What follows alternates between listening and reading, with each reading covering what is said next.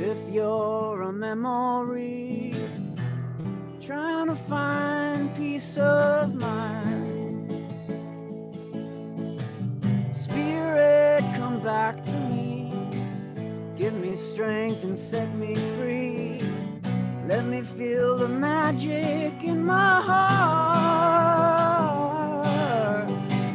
Love and only love will endure.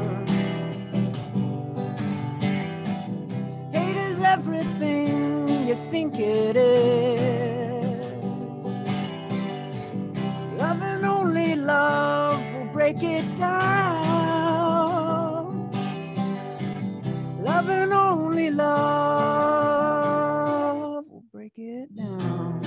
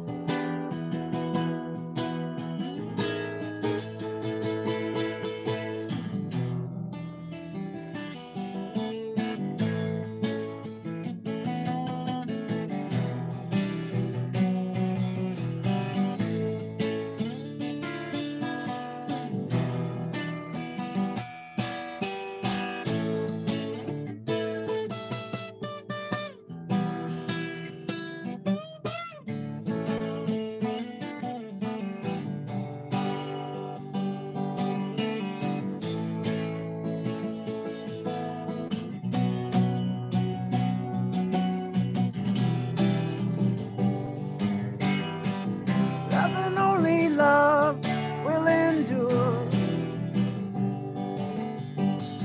Hate is everything you think it is. Love and only love will break it down. Love and only love.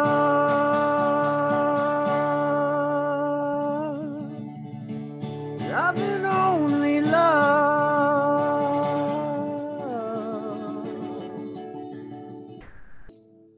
Love and only love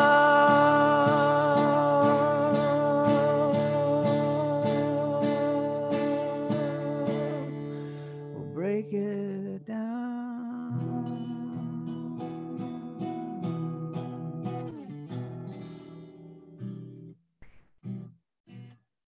Here's my out of tune. Gloriously out of tune. Yay, beautiful. Jams. Didn't sound out of tune to me, but It was you're perfectly out of the tune. artist. Yay. It's got to be slightly out of tune, or it's not good. That's right. There you go. All right. Well, Micah, thank you, man. And you're gonna stick around, right? So we can after Woody's presentation, have you do a few more songs. Yeah, totally. Wonderful. I'm looking forward Great, to Woody's presentation. It sounds yeah, and you know, Micah, your new music is just real sweet, man. Just loved hearing it tonight. Thank you for sharing it with us, and look forward to the album coming out when it does. Thanks for listening. So everybody, aloha. And Vincent, what is the number of this speaker series? This will be number 6. Number 6. And it's been a wonderful journey. It's really nice to see a lot of our leaders on our chapter leaders on tonight and on the Zoom call. And there's a National Farmers Union Northwest Chapter President, Sarah. Hi, Sarah. Nice to see you here tonight. And this is really a wonderful thing, Farmers Union Ohana throughout the nation. And we're really fortunate to have such a great organization to be in a relationship with. We're very excited about our upcoming convention. And this speaker series is being built to lead up to that convention, November 12th through the 15th. And what the plan is to hold it over 4 days, 4 to 5 hour sessions a day, and to have Micah is graciously him and his wife, Alex, going to be working with us, put the music together to get a number of musical talent that they are in relationship with to be farm aid style, to have in our local music too, to have a couple days of music and interwoven with farmers, our farmer hero messages across the islands that we have our chapters, and really excited about that, and to offer that to the community, our membership, and to the community. And then on every other day to have keynote presentations with Q&As from the likes of Joel Salatin and Paul Stamets and Dr. Elaine Ingham, to name a few, Doug Fine.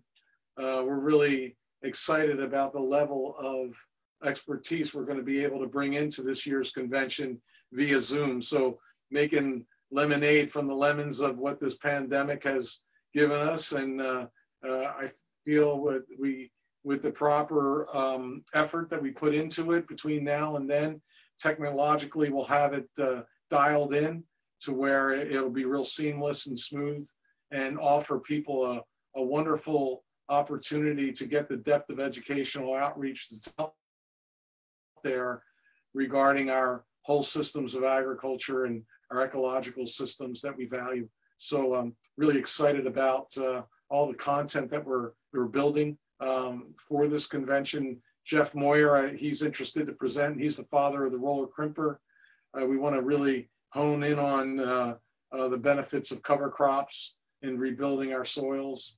And so continue to go down the road of bringing in expert presentations around all that.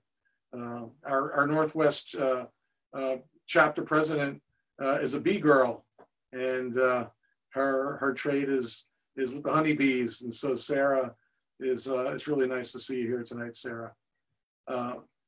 So I want to give some time here to Drake. Eric Weinart's our president of the East Hawaii chapter, and I call him Osama bin Microbe, and he's a wonderful KNF, Korean Natural Farming educator, who's been really a wonderful addition to our organization, not only in his expertise as an educator, but also just the spirit that he brings to the agricultural movement here in the islands. So Drake has taken on a lot of our communications efforts and has worked to revamp our website. So Drake, you want to just share a snippet from what you're building here for our website, so when people go on to visit the site, what they can expect to see. You're muted, Drake. You're muted. Well, you're not muted, but your volume's probably turned down. Let me see here. Here with the speaker nearby. There you go. I'm listening on a Bluetooth speaker. Yeah, thanks, Vincent. So yeah, I've been working a bit on the website and looking as one way to connect. And this year, through our speaker series, is one way that, you know, we're creating an educational library. But I'm gonna share my desktop here a little bit and just share a little preview of the website I've been working on. And this is will be our new homepage coming up. But you can see here, yeah, you guys can see my screen, right? Yeah. Not if you can. So here, yes, where we and up, like here's tonight, you know, and here's last week was with the Maui bees, and number 5's in there somewhere. But I just am working. Oh, here's number 5 with Paul Isaac, and number 3 with Chris. So our website will have this kind of front and center of how we get involved. And then we've also been working on a heroes project. So also we'll be featuring our heroes throughout the union. And so our first hero, you know, sneak peek here, it's Vince Mina. And but we'll be releasing that out to everybody to kind of honor and recognize those people in the union, and using some of the great footage we have to share with each other. And then very soon here, we will have our convention website launching, and we're kind of getting the details together, but it's basically, you can see this countdown, it's 85 days till, you know, and we'll have headliners. You know, I don't want to give away too much too early, but they're coming here, and it'll be, you know, November, even 13th, 14th, 15th. 12th, but yeah, 12th through the 15th. Yep. It'll be launching, and look forward to, you know, catching up on old speaker series if you've missed them, or our HFUU heroes as we go through. So yeah, thanks for giving me a few minutes, and really looking forward to hearing from Woody, and thanks, Micah. Excellent. Thank you. Right on, Drake. Thank you, man. And I'd like to also get Vincent Kimura to jump in here and share what the work that is being done on that Heroes project and how we're approaching this, Vince, for the convention. Aloha, everyone. Thanks so much for joining us. We're really excited to share with what all the different things we're doing around the HFUU Heroes project. And this is definitely something that Drake kind of put together and brainchild. You know, one thing about working in agriculture, you know, the networking and the sharing of information is really the key thing. And obviously with social distancing and this pandemic, it's really difficult to do, which is really where the speaker series has evolved into. It's a way where we can still share our farmer stories, as well as some of the innovations and trials and tribulations that farmers have been through, and highlighting how they've overcome that. And again, it's a way to share our mana'o for others. And, you know, we're really excited too, because if there's a possibility of sharing with others, like the Northwest Farmers Union and beyond, this is something that's really been key in the mission and vision of the National Farmers Union. It's education cooperation. So we're excited to see what's going to be up in the next couple months here, but stay tuned. If you're not a member, please do join on hfuu.org. And also, you know, there's a great saying that Drake has on the website. I don't know if you noticed that at the top of the website, but a union of heroes leading by example.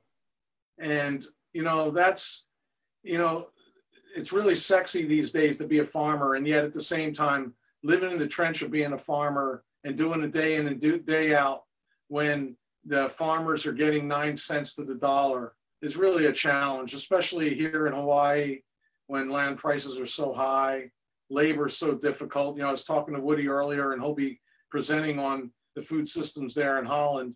Woody's coming live, by the way. It's tomorrow morning in Holland. And, you know, the challenge around labor, the challenge around, you know, farmers putting in their systems, and you know, plants don't want to know that you don't feel good about harvesting that particular day. But if you don't harvest it, you know, you're not going to get the yields, and you're not going to get the vitality that you need to get, you know, when they're ready to be harvested. And if the labor's not there, or, you know, if you put in these systems that are such that are reliant on the support of governments and the support of community, then you're really doing a disservice to those that are the mahiai, that are the farmers. And I like, you know, how I like to share this is that, you know, farmers don't look for a free lunch, we produce it. And we just need people to understand that it's truly important that to support where your food comes from and how it's grown, and to also just honor the people that are doing it. And so we at Hawaii Farmers Union United are inclusive of all farmers that come to the organization who want to be able to transition into practices. Like I feel that none of us have arrived anywhere. So long as, you know, we're pointed in a direction to restore vitality into our land, so we can, you know, grow healthier crops and be able to feed people in a way that they're making healthy decisions. So, you know, very excited about having Woody present tonight. And I'd like to be able to move on here to hear from him. And I want to thank you all, though, for tuning in tonight and being supportive of the mission of Farmers Union and advocating, creating vibrant and prosperous agricultural communities here in Hawaii. So without any further Mana'o from this end. I would like to turn it over to Vincent Kamor to introduce Woody. I've got the pleasure of introducing Mr. Woody Maijers, who I met several years ago, actually. We were both speaking in Thailand with the Asia Productivity Organization's project on supporting small-scale agriculture. And this was a fascinating thing because Woody obviously hails from the other side of the world, another island community that's done some amazing things.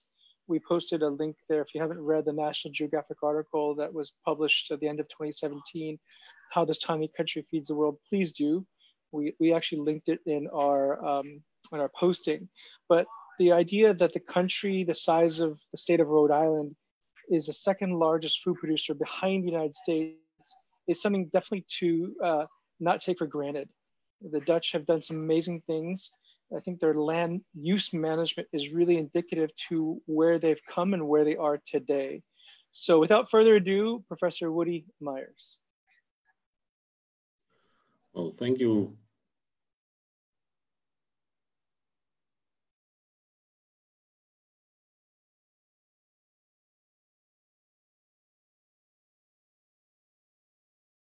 I hope it's on now. Thank you, Vincent. Both Vincent, thank you very much for inviting me for this talk to share our ideas and developments. And as Vincent already mentioned, we had a lot of talks, and I visited 1.5 years ago Hawaii. He took me to all kinds of companies, organizations. We had a good discussion there. And based on all these discussions, I also had discussions with my partners. How could we be supportive to farmers in Hawaii and the challenges you are facing? So thank you for inviting me. I will have a brief presentation and want to share with you some of our ideas. So what I want to discuss with you and is based on these visits and discussions is how would you double local food production, how to create jobs and overcome critical issues like attracting entrepreneurs, because there is land, but you also need good entrepreneurs, and how to start business and use the fertile land for production. You have interesting markets, and of course, due to COVID-19, all these tourists, they stay away, but they will come back. And to be honest, these issues are not unique. Also in my country, we have a lot of challenges, as Vincent already mentioned, but also in other countries and regions. And I'm sorry to say there are no blueprints for solutions. It should be tailor-made. It should be rooted in the local culture and history and the options nature gives. And if we look at more overall, I believe there are some key success factors, and I want to share with that later during my presentation with you. And one is the value chain approach, bringing people together in the whole food chain, but it should be market and business driven. Make strategic choices. Do you go for bulk or for specialties? I will go in more detail on this topic. And the other very important, maybe typical Dutch, but I really believe it works, is triple helix cooperation. And triple helix means working together, business, government, research institutes, banks, NGOs, trying to define a long-term development agenda and create short-term successes. And for all this, the human factor is very important. The competence to cooperate is important. It's not only about having all the knowledge of how to produce, it's becoming more and more important how to cooperate in the food chain, but also in the community. So my agenda for this presentation is will give you a brief introduction of the Netherlands and what we are doing and what are our key success factors. Then I will go more in detail about making the strategic choice for bulk or specialty. And I will explain this on 2 tomato cases from the Netherlands, from 2 farmers who made this strategic choice. And what is the outcome of this in terms of, well, let's say the products they make and the prices. And then I will go more in detail of the relevance of the cluster and the ecosystem approach. Myself, I'm innovation manager also for the Greenport West Holland.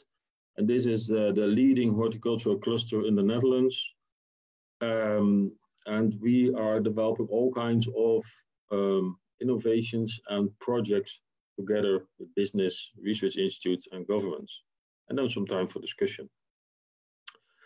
So coming back to the Netherlands, as already mentioned by Vincent, is that we are the second exporter in the world of agri-food products.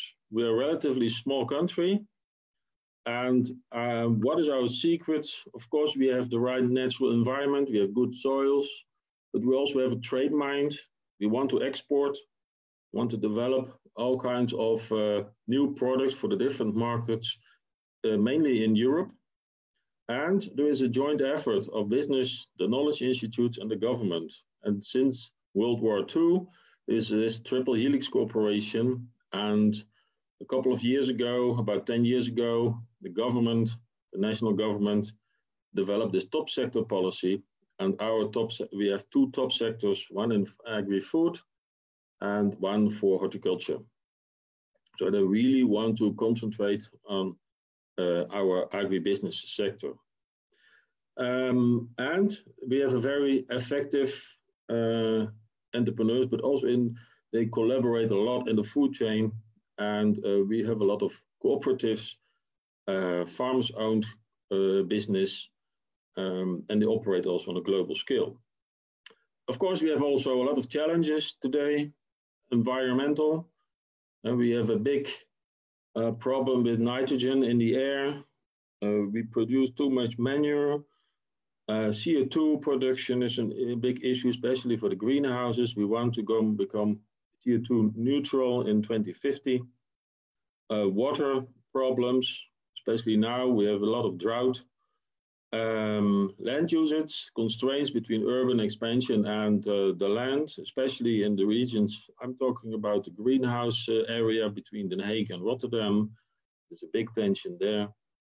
Geopolitical, because we export a lot, and COVID-19 makes clear that you are very, very vulnerable and for all kinds of geopolitical issues and decisions. The other issue is attracting workers. People in the Netherlands don't want to work in agribusiness. So a lot of workers come from Eastern Europe, but that's also becoming more and more a problem. So we're heavily investing now in technology and robots. Value creation, another issue, fair price. Many farmers suffer. They have a very low price and income. And this means that they should make more and more clear strategic choices. I will explain that later. And there's a societal pressure to reduce production levels. Why are we the second exporter in the world? Is just feeding our own population not enough? So these are the issues and challenges now. There's a big debate going on, and farmers also going to our main capital and protest there. So to give you an example of what's going on, to go more in detail, I will focus on the horticulture and the production of vegetables and flowers. Just to give you an idea of the Netherlands, I'm positioned in the Greenport in the western part. This is the leading area for horticulture. And we have different areas where there is a lot of production, and they are all organized in triple helix organizations. If we look at horticulture, horticulture is leading in the world as a sector. About 1/3 of all the vegetable seeds, for example, in the world are coming from the Netherlands or related to Dutch producers. But we have also a very heavily export position. 70 or 80% of the products are exported to mainly Europe, but also other regions. And it's already mentioned by Mr. Kimura that we want to share. It's very important. We really believe in a concept that we should share our knowledge, our thoughts, our ideas with other regions in the world, so that we can boost the total agri-food production in the world. Just some figures. It's the third Dutch economic cluster, so that's why the government is heavily investing in research and support, also in a political way, for this sector.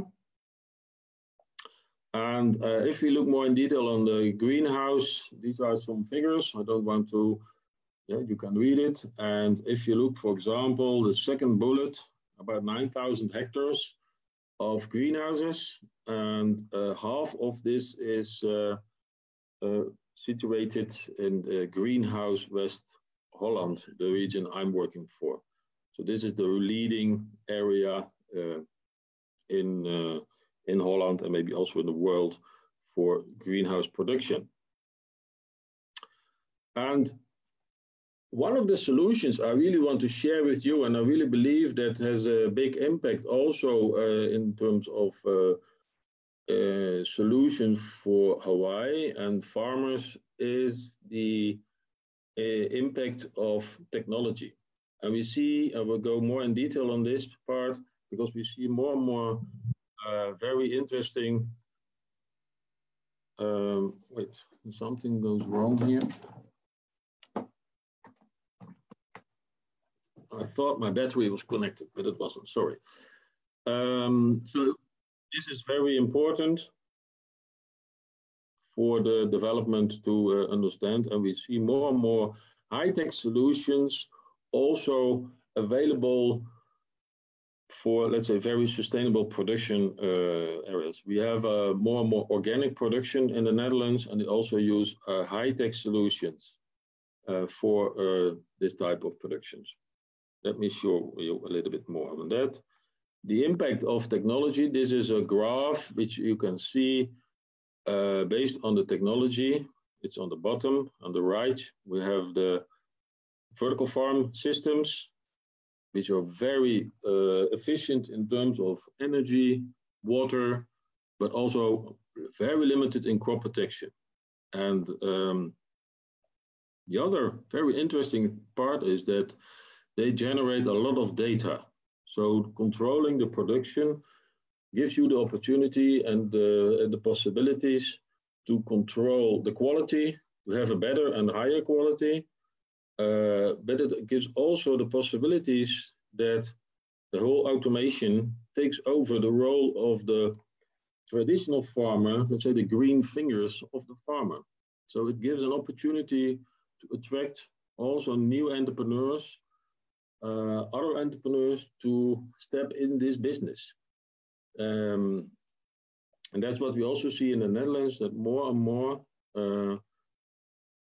more companies, startups, are entering the market with a non-traditional agribusiness background.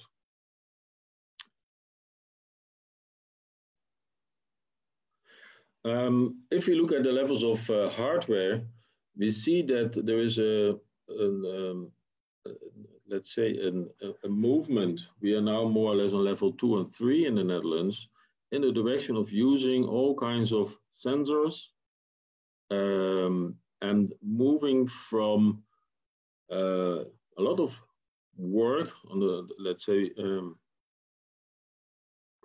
in the greenhouse, where you have to have a lot of low-end workers working. It's moving up to more a high-end level of well-trained people, which you need to operate these productions. So it's becoming more and more operated also on more on distance is possible. And a lot of data is generated, which can be used for production, but also to make better projections for the market. So you have in a very early stage, you know what the outcome will be from the production.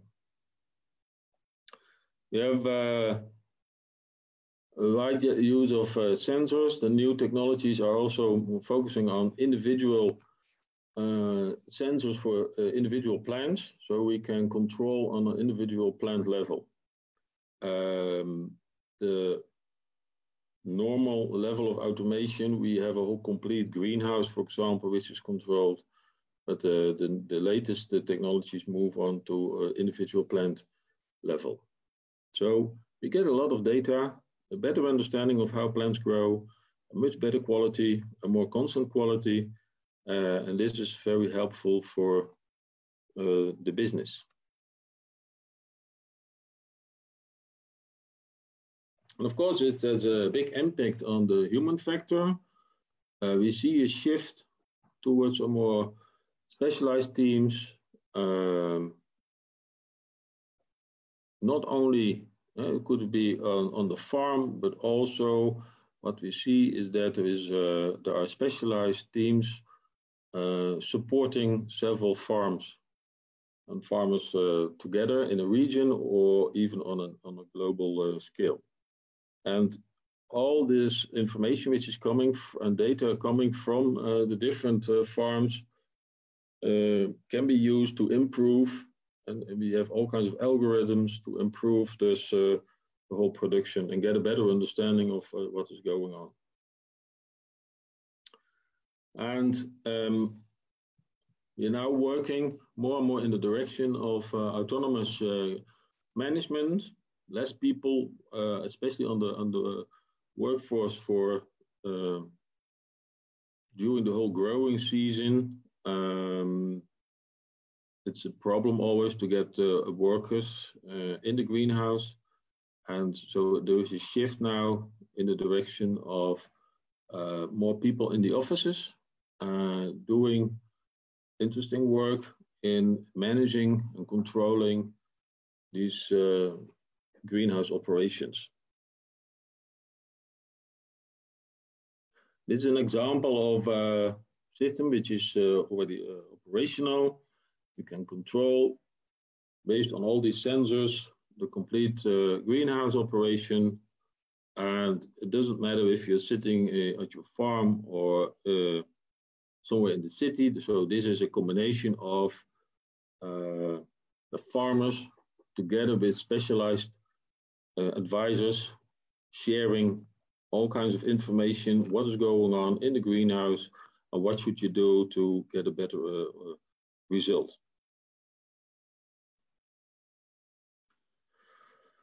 So technology is one thing, and the other thing is about entrepreneurship. And the entrepreneurship is to do with making strategic choices. And I will give you two examples: low cost price, really focusing on low cost price, and the other one is added value. And we did some small research together with Rabobank, one of our agricultural banks, looking into all kinds of companies. And what we noticed was, if you don't make a real good choice, you will always suffer because you make too much costs, and you don't create enough added value. So you go for the low cost price, which means both competition on price. Your competitive advantage is large scale. You need a strong management focusing on quality and yield and low costs. And the relation in the food chain is more transaction based. And your focus is on production and input supply. So to completely control all the costs and give a good yield and a good quality. And the technology is used to reduce price and also to create a license to produce. So this has to do with sustainability. On the other hand, if you go for specialties, creating added value, you're focusing more on getting a good market share. Your product and your approach should be unique. The management is more challenged, and you need a more entrepreneurial behavior, constantly looking for opportunities. The partnerships in the food chain are based on relations and working together and making a good effort. And of course, you still need a good production and focus on controlling costs, but it's also related to investing in the market and contact with the consumer. And the technology is also used to give an extra quality, an experience and value in the market. So to create this added value, you can also use technology in contexts like social media and other options. But it comes down to make a clear choice. And I will give you some examples of two companies, two cases. So Royal Pride goes for the bulk, and Loy tomatoes, they really go for added value. And they are the leading companies in my country. They are awarded as the best entrepreneurs, so we can learn from them. First we go to the Royal Pride. They have a big company in the northern part of the Netherlands. They created on a very cheap land, relatively cheap land. And so they moved from our region to the north because there the land is cheaper. They created a complete new cluster there. They have tomatoes and some cucumbers, and they have about 52 hectares of greenhouse under glass, and total sales about 38 million euros. And they focus on sustainability, and they use now geothermal heat, and they want to be leading in terms of sustainability. So they won't want to have a debate on the quality, of course, but also on the background, the sustainability of the product. And this is the general director. And as you can see, this is not a normal farm structure anymore. This is a big farm, and they are very professional managers working on this farm. And they also have a lot of partners because they are focusing only on production. And if you focus only on production, you have also to take into account, okay, how can we pack the products? So they organized together with some other farmers, Green Pack. So they are focusing on packaging of all the products for the market. Then selling and marketing, they created Harvest House. So the director of Royal Pride is also chair of Harvest House. This is a growers cooperative. So they said, okay, we focus on production, and there are other organizations focusing on packaging and selling the product. And if you go to Loy, Loy tomatoes, they have a complete other approach. They want to focus on specialties. They have this special variety. It's licensed, honey tomatoes, special taste, very sweet. In fact, it's the only tomato I like. It's always on my desk, these tomatoes from them. So they developed a very special variety and also marketing approach. So still, they have to produce, of course, large greenhouse operations, and also in Spain, they have a production site for year-round production, but they do also the packaging themselves. And they have partners, a lot of partners, and one of the special partners for them is related to organize the workforce for getting the right people from, in this case, from Eastern Europe. So they have a lot of partners working and managing this partnership is one of the key success factors for them. And what they also do is communication with the consumer. I can show you some pictures from the website. They really want to focus on and invest in communication with the consumer. So just some pictures. They try to help the consumer. When can I use my product? They give information, recipes, etc. And if we look then in terms of pricing, so on the left side, you see the bulk production, low cost. This is in terms of US dollar per kg, $4 per kg. And if we go for the Loye tomatoes, it's almost $20 per kg. And I can tell you, because I buy them every weekend, many times the shelves are empty. So people like this type of product and they keep it scarce so that they can have a high price. So what can we learn from this in relation to the chain organization? Of course, it's clear that we have to work in what we call consolidated markets. These are very professional markets, very well organized. So that means that in terms of if you want to go, for example, like Loye tomatoes for a specialized product, you need to, and you want to enter this market, you need to be very professional and organized in a very professional way in terms of packaging and communication. And of course, you need a very good product. And this is very challenging. So you cannot never do that alone. You need partners. So organizing and managing partnerships is very important and one of the key competences for modern agriculture.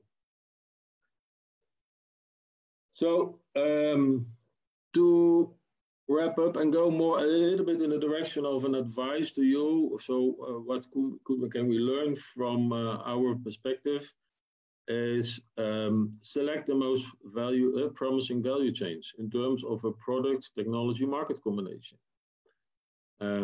I think also the development of an ecosystem with the partners is important. Make a long-term, let's say 2030 business-driven strategy. It's not a blueprint, so you have to do it yourself, but it should also be adaptive to changes in technology, in the markets and society, like we now have with COVID-19. And it's learning by doing. It's always changing because there are a lot of changes in the world. Step by step and open for adjustments. And also a very important part is learn together how to collaborate. We in the Green Port have a lot of debates on how can we collaborate, how can we use each other's strengths to realize our long-term strategy. And I like the approach of the BHAG approach. It's on the right, where you have a combination of what are your passions, where do you want to be the best in the world, and what drives you, and what is the reason you want to take action, and combine that together with the different stakeholders. Short-term actions, of course, low-hanging fruit, and share success. Communication is very important, and as you are doing, and what Vincent or Chair already told, communication to the consumer and the public is very important. Be good and tell it. And in many, well, let me say in the Netherlands, we don't share our successes. We don't tell the public what we are doing. So they have no clue what's going on in our business. And if young students come in our greenhouses, they're really astonished what's going on there. So our development structure for all this is the Green Port, the Triple Helix Corporation. And to give you an idea, on the right, you have the picture of the greenhouse area, which I'm working for, 4,500 hectares on the glass, all together. And you can see the north, it's related to Den Haag, and in the south is Rotterdam. And we developed this whole ecosystem to support the business. The two companies I explained, they can only have this success due to partnerships in the region, in the whole food chain, with the seed suppliers, with the breeders, but also what they need is support from the tech suppliers and maintenance. If there is a problem, they make a call, and within a half an hour, the problem is solved. Financial services should be there, investors, banks, and insurance, but also public services related to, for export, of course, but also for food safety inspection, policy making, making it possible for business to operate we need good water and energy infrastructure. And the knowledge institutes are very important for research and education. And this all comes together in this greenhouse structure. In the Greenport structure. And this is a regional public-private partnership, a not-for-profit, and we have a lot of members, about 30 different backgrounds, 30 members from different backgrounds. And we have a long-term agenda, and we have this innovation program I'm leading now, and we want to solve wicked problems, doing some basic research, but also very practical hands-on activities with groups of farmers. So one of the lessons is you really should make a good choice and create partnerships. A clear strategy is very helpful. You cannot do it alone, so all these different stakeholders should be aligned related to the strategy. Commitment of what every partner could do and to contribute could be knowledge, network, but also money. So that could be aligned and related to the strategy. Break down the big challenges in smaller, what we call hot topics, 4 to 6 years perspective. Organize the energy from the network and align the different successes with the future perspective of the strategy. And this really works. And we developed a lot of what we call communities of practice, where private driven public partnerships are there. Business in the lead, very important. Sometimes it's not easy because especially when you have wicked problems for farmers, it's difficult, but there are always farmers who have an idea, an interest in supporting and solving these problems. The key is the ability to create a learning community with respect and trust. And especially between the different stakeholders groups, respect and trust is important. So we focus in our program in the development of this learning community. For that, we have this task force with operational qualities, but also an empathy for the different stakeholders' motivations and constraints.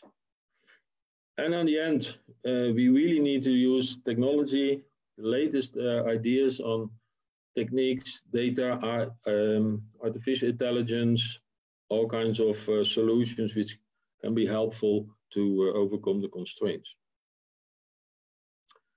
So for discussion, potentials for Hawaii, we discussed the regenerative farming system. I really believe that could be a good combination between high-tech, culturally based values, sustainability, and of course, Hawaii has some specialties. You already have a lot of specialties, which could be very interesting also for the world. And with the combination of high-tech solutions, you also can attract young entrepreneurs with a non-farmer background to overcome the problem of lack of green fingers. And maybe it could be an ambition to become a showcase for the world, a new paradigm for agri-food, a shift from bulk to non-sustainable production system to more regenerative, sustainable, culturally based. And I think that on a global scale, more and more consumers, but also people from government are very interested in how this could be organized. And it will also attract ambitious new entrepreneurs from all over the globe. I did some checks in the Netherlands in my classes, and quite some students have an interest to go to Hawaii if there is a kind of investment program where they can easily connect to Hawaii related to land, loans, support in the network, and maybe to create some free zones for experiments. We're also working on this in the Netherlands, and it really drives innovations on the farm level, because there are many regulations and farms are farmers are feel a kind of restrictions in the development now. So what could be next steps? Create a task force with your stakeholders, define a BHAG goal and a mission, define the hard questions, so the wicked problems, how to work on this. I'm also a board member of IFARMA. This is the International Food Agribusiness Management Association. It's a really big network of researchers, people from business. And we have a new approach now in this whole network. And we are willing to organize sessions with you to find answers and solutions. So thank you. And I'm open for questions. Thank you, Woody. Wow, amazing what you're doing over there. And everybody, if you have any questions, please post them in the chat. Woody, so those tomatoes that are being grown for those companies, I noticed the barrels underneath the plants. What's in those barrels? Okay, so these they are growing not anymore in the soil. So it's special growing material based on rock wool or other products. So sometimes it depends on the plants you are growing, and it's water. So the water goes direct there in. So they are not growing in the soil anymore. So they can control on the individual plant how much water, what type of nutrients they get during the growing season. So it's highly controlled there.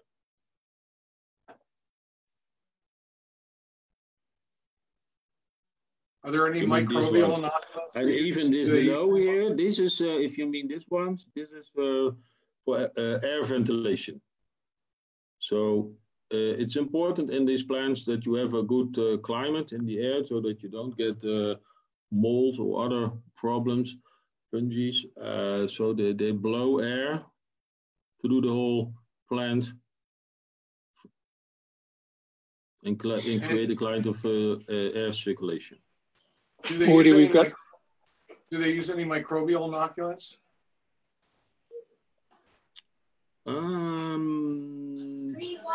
Or what? Microbial inoculants in their growing medium. Well, not really, but they are now understanding and getting a better understanding that there is a kind of micro climate in the soil also. So they're getting a better understanding of what's really going on and because we want to shift to a complete or let's say organic situation, that we don't use any chemicals. And there's already a big reduction of chemicals in these greenhouses. They hardly use anything. But that means that biodiversity also in the greenhouse is important, and also in the growing medium. So we're getting a better understanding of it now. Woody, we've got a question about growing or experimenting with Camellia sinensis tea in greenhouse production. For tea? Correct. Tea product. Well, there are some tests, yes, for tea also. But these are very small scale. So there are some, especially on the level of the technology suppliers, like the Priva and Ceton. They have this special laboratories for developing new technology, but also they are working on new varieties. So tea, vanilla, some other crops, tropical crops are tested now. And there is one initiative for green tea, yeah. But the big challenge there is not to grow, but how to enter in the proper way the market. So they are trying to enter the market. One of my students worked with them, but it's hard to get a good position in the market with this a new way of production.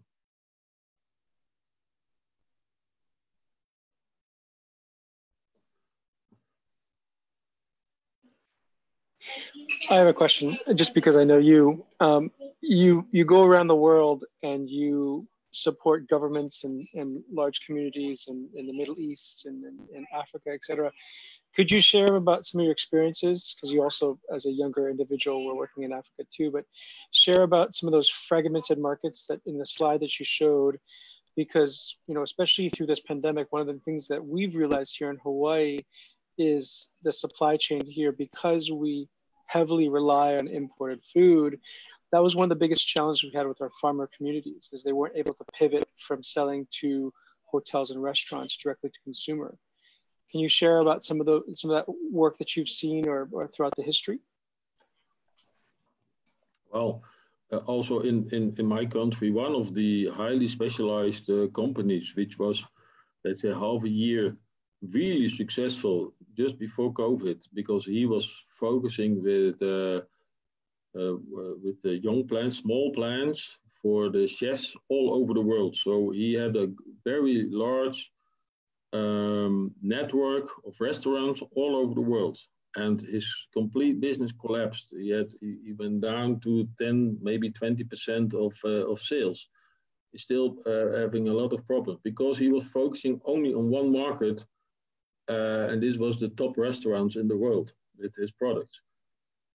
So what we learned also from this is that if you go for this type of specialties, yes, it's difficult. Nobody expected this, of course, and now he's also making a more diverse market approach. On the other hand, what we see in many of our chains, we have a supply coming from young plants, for example, from all over the world, from Africa, from southern, from Argentina or Peru, and this was also having a lot of problems to bring the young plants to the greenhouses. So also on that part, we see there's a lot of connectivity in these international markets, and it makes it very difficult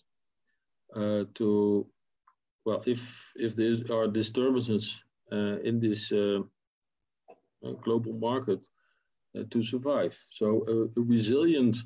So we're working now more in the direction of a more resilient production system. No, this means not the most efficient, but more resilient, so that we can operate also more autonomous. And well, hopefully the technology will be very supportive there. So we see now a shift from young plant production into these vertical farm units. And so that is some impact. And if we look to in other countries,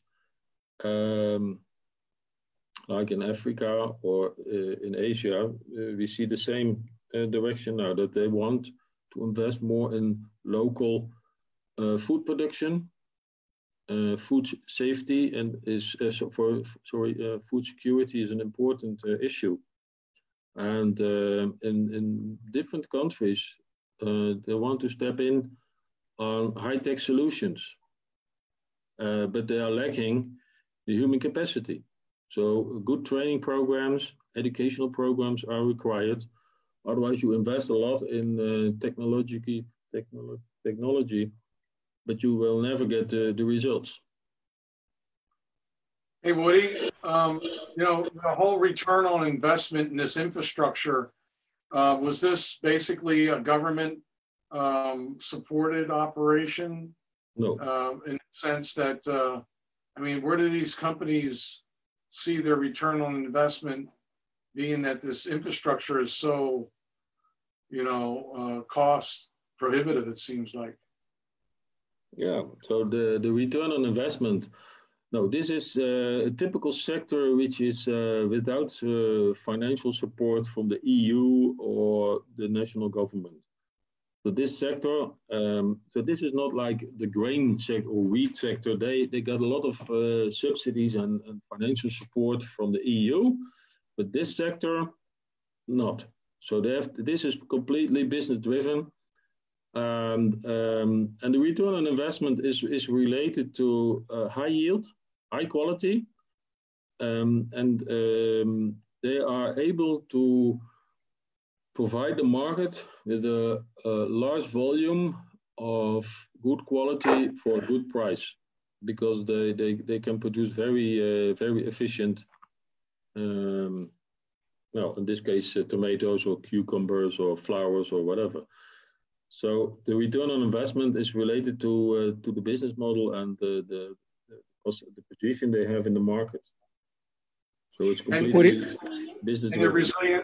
And the resilient system is built on, in other words, their inputs that you're saying they want to transition over from chemicals to ecological practices. Are they finding that their inputs are biting into their ability to get that return on investment? Yeah. So of course it goes all step by step, and that's the we have this structure of this green port, and so for example this company they use all kinds of technology which is developed maybe by others, and they combine it. And if they do a new investment, so then they use the latest technology, but of course it will take 10 or 15 years to get a return on this investment. So if you look at on a company level, you see quite some small steps in terms of innovation. But if you look at the region, we see a lot of companies investing in the latest technology, and they will drive this whole sector to a higher level. And in terms of reduction of crop protection, so it's a lot of solutions which are there to control pests. So this is very biodiverse. You don't see that here, but there are bumblebees flying around and all kinds of small other insects which eat all these. This we have corporate biological. They have all these different predators which you can buy and put in your greenhouse, and they will eat all these well, other bugs, etc., which give you a disease. Right. You can't see it, of course, here, but they are there. They're flying around, and that means that and then you cannot spray anymore. So they hardly spray anymore. It's almost, but they can't put it on the market as organic because they don't use soil. So in the regulations, you need soil. The plant should grow in the soil and not in this artificial growing medium.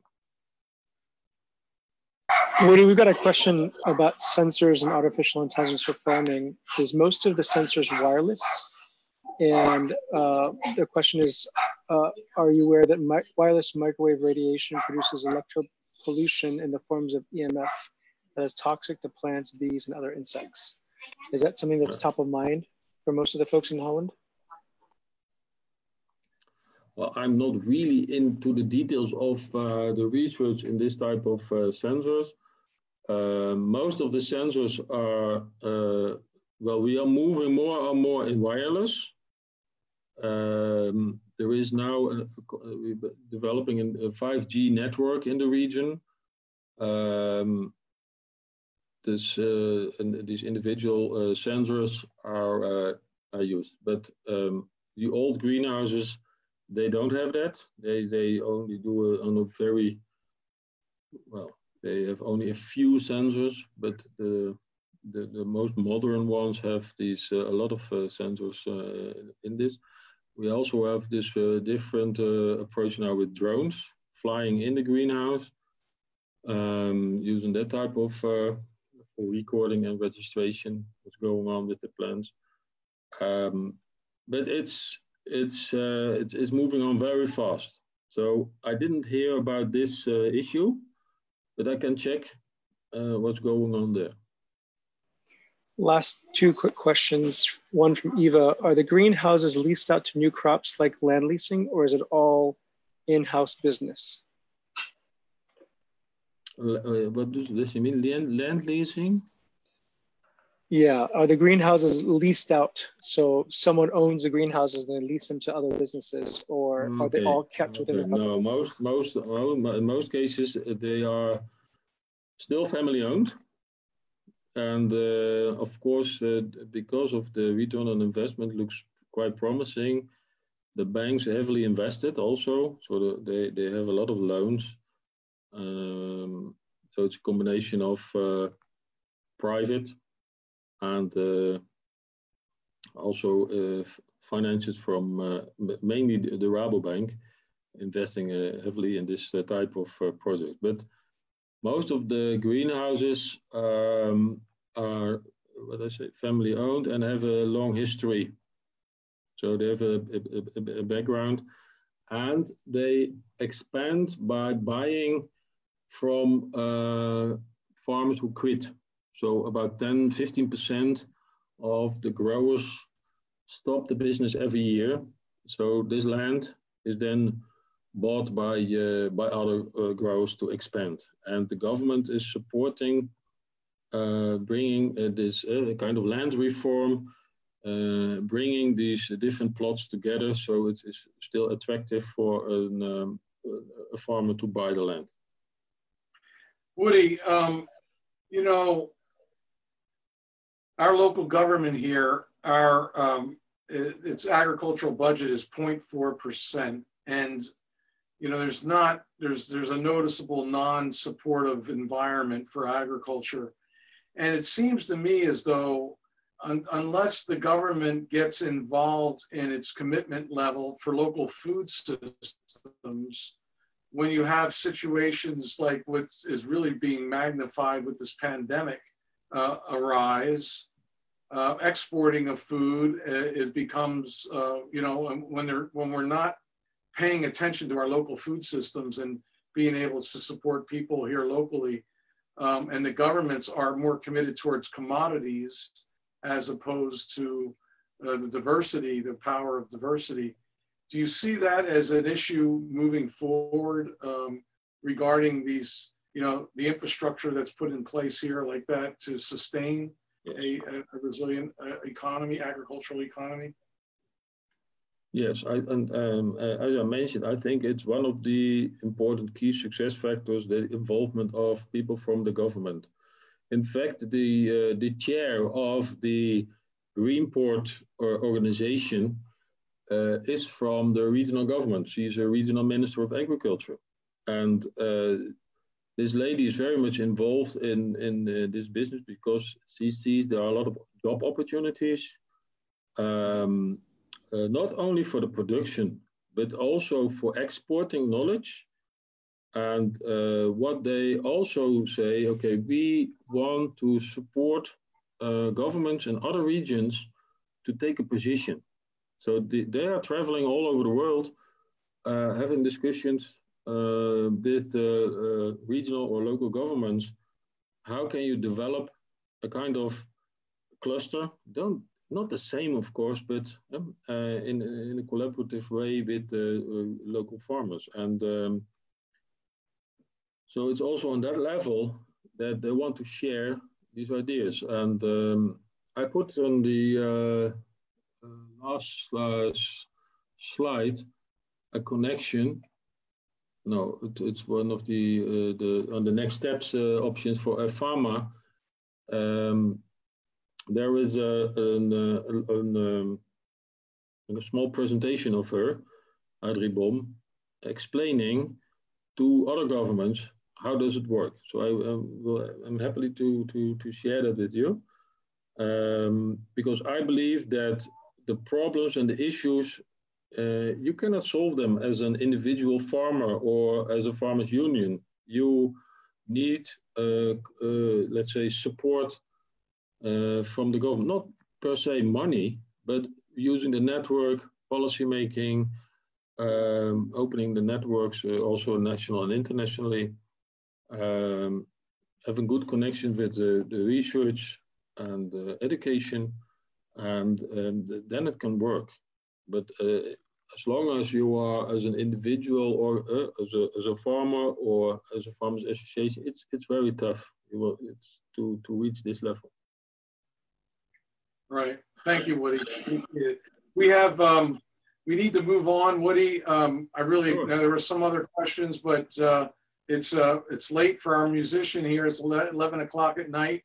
I'd like to close out our session tonight with some music from Micah Nelson. But Woody, it's been really wonderful to have you present this morning on your time and this evening for us. And thank you so much for being here and sharing all that's going on there. I'm sure we'll have more time in the future to visit with you and find out updates as to what's happening there. Hello, Woody. Thank you. Thank you, Woody. Thank you very much for this opportunity, and success with all your endeavors, and stay healthy. You too. You too, Woody. Thank you. Thank you so much. That was an Bye-bye. incredible download. That could be a whole several day class. Absolutely. Yeah. So people will be able to see that on Facebook, like after. Yes. After. That was very informative. Right on, Micah. So take us home, Micah. Thanks for having me, everybody, and I have so much respect for everyone here. Thank you for keeping the land healthy, protecting the Aina, and supporting regenerative, and taking Hawaii in that direction. It's the only way. Truly.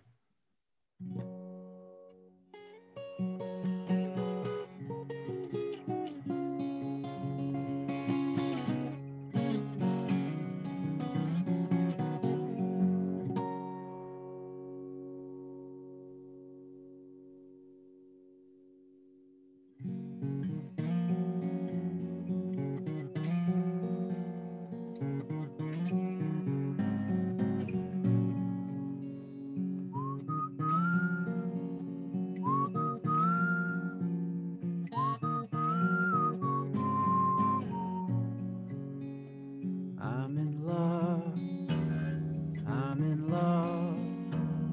I'm in love with the ocean. I'm in love. I'm in love. I'm in love with the ocean. Does the ocean love me back?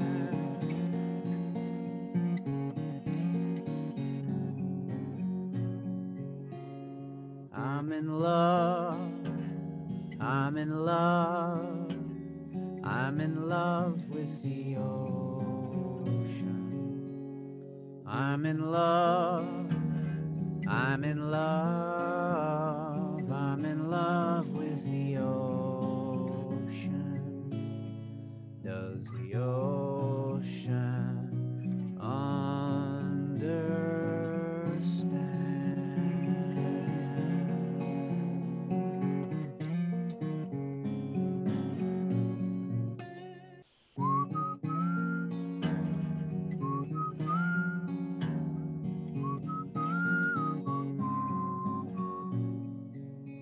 She's way out of my league. I know I don't believe she could care at all. She's so special, and I'm weak and small, but I know in time I'll make her mine.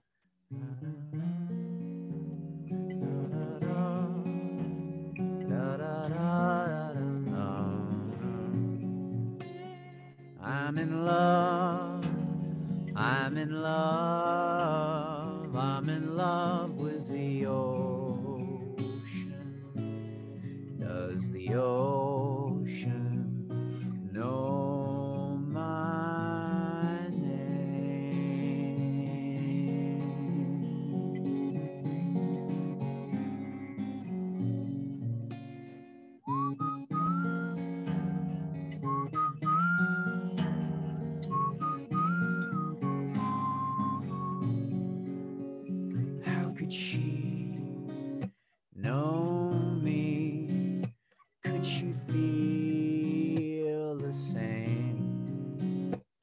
we are.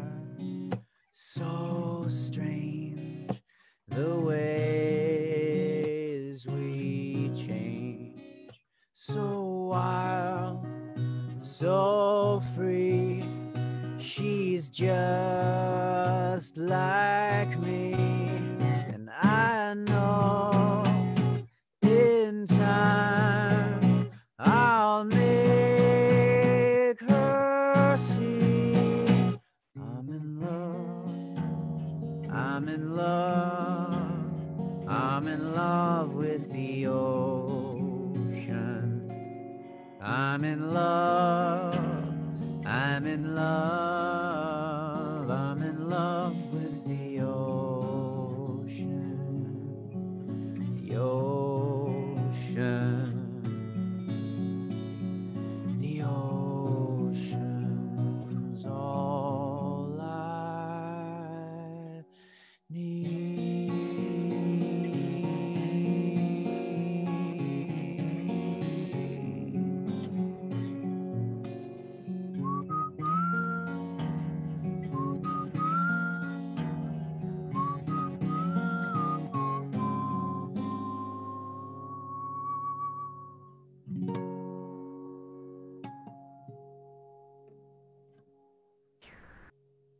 Thank you.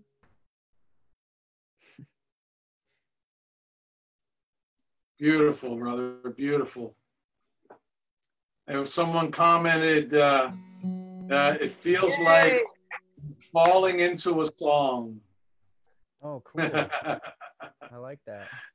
Yeah, Beautiful. sweet. Thanks, everyone. Falling into a One song. more song.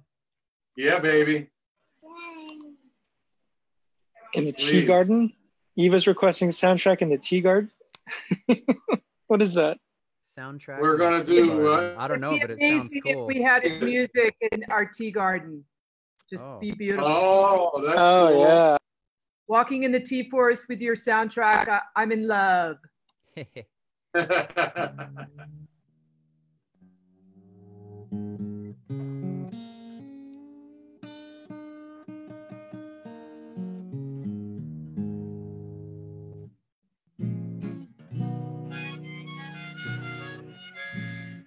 Wait. Wrong harmonica. I got one more for us tonight. I'll take us out through the tea garden.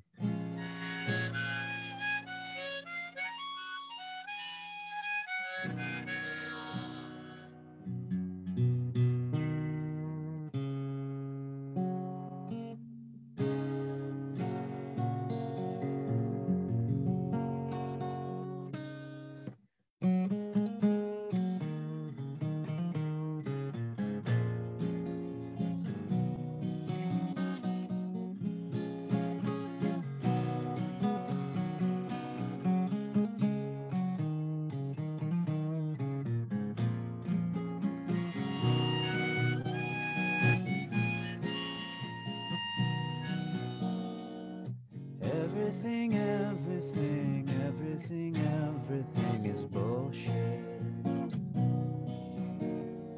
It's bullshit.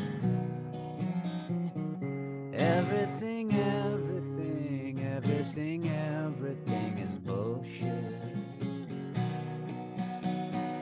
It's bullshit.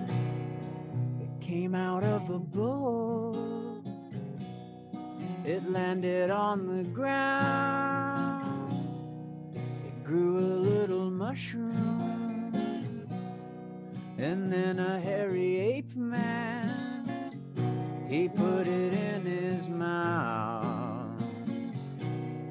He started having thoughts, all kinds of ideas. Grew himself a little ego.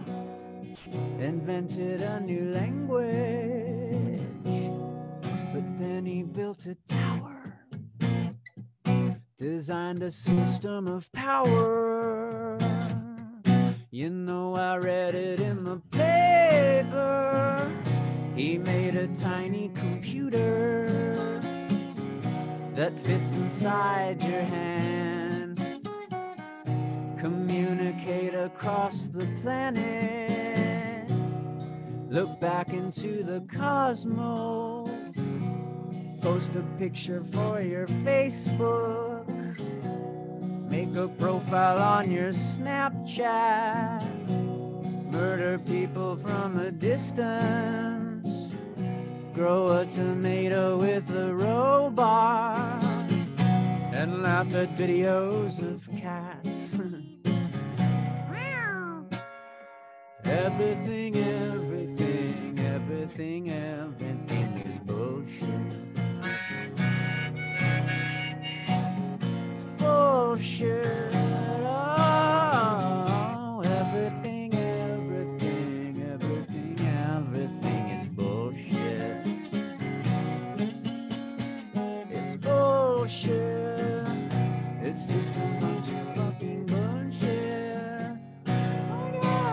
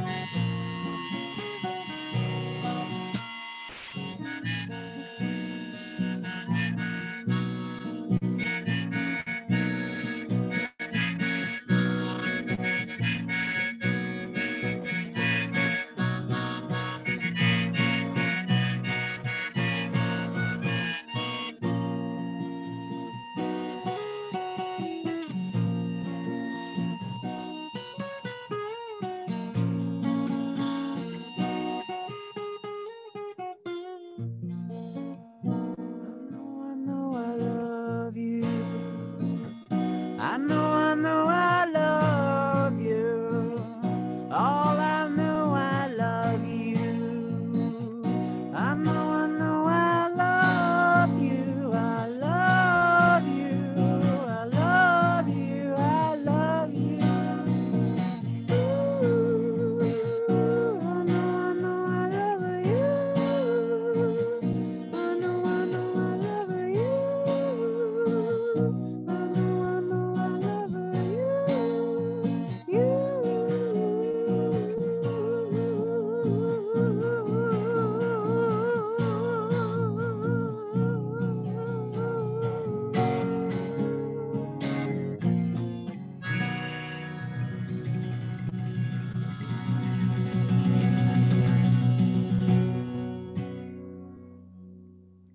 HFUU, I love you.